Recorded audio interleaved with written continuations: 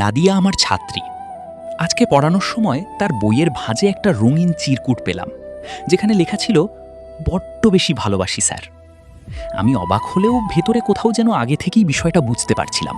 কিছুদিন ধরে তার আচরণ একটু অস্বাভাবিক লাগছিল।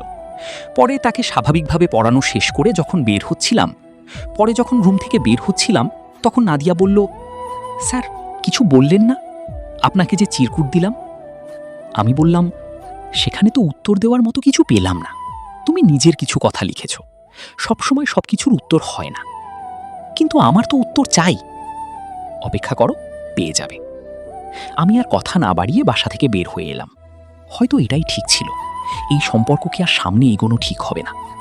নাদিয়ার বাসা থেকে বের হয়ে আমি সরাসরি আঙ্কেলের অফিসে গেলাম।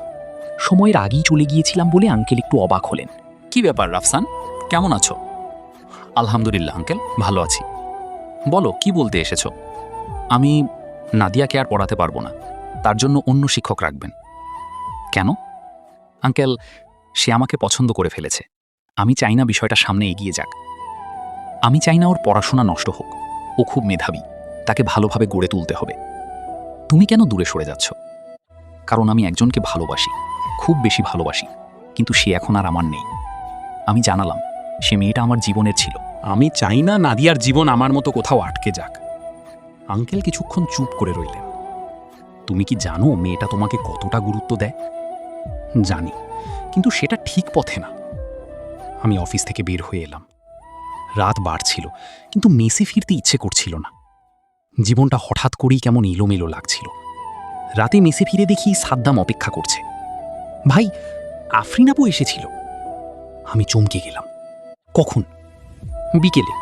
2 ঘন্টা বসেছিল, তারপর চলে গেছে। তবে একটা চিঠি রেখে গেছে। চিঠিটা পড়লাম। সে বিদেশ চলে যাচ্ছে, নতুন জীবন শুরু করছে, কিন্তু আমাকে ভুলে যায়নি বলেছে। চিঠিটা ভাঁজ করে রেখে দিলাম। মাথার ভেতর শুধু একটা কথাই ঘুরছিল, শুধু বদলে দিয়ে চলে যায়। 6 বছর পর আমি এখন অন্য শহরে চাকরি করি।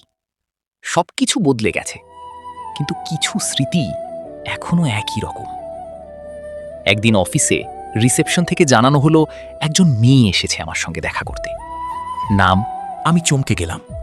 ওই মেয়েটা যখন সামনে এলো, তখন বুঝলাম সময় সত্যিই মানুষকে বদলে দেয়, কিন্তু কিছু চোখের চাহনি আগের মতোই থাকে। নাদিয়া বলল, আপনি কি আমাকে চিনতে পারছেন স্যার? আমি বললাম, হ্যাঁ। সে বলল, আমি আপনাকে খুঁজে বের করেছি, কারণ আপনি বলেছিলেন আমি সফল হলে আপনার সামনে আসব। আমি চুপ করে রইলাম। নাদিয়া বলল, আমি সফল হতে পেরেছি, কিন্তু আপনাকে ছাড়া খুব একা ছিলাম। আমি তাকে নিয়ে বাইরে হাঁটতে বের হলাম। বিকেলের আলো ধীরে ধীরে কমে আসছিল। নাদিয়া হঠাৎ বলল, আমি কি আমার অপেক্ষার উত্তর পাব? আমি কিছুক্ষণ চুপ থেকে বললাম, জীবন কখনো সরাসরি উত্তর দেয় না। সে মাথা নিচু করল।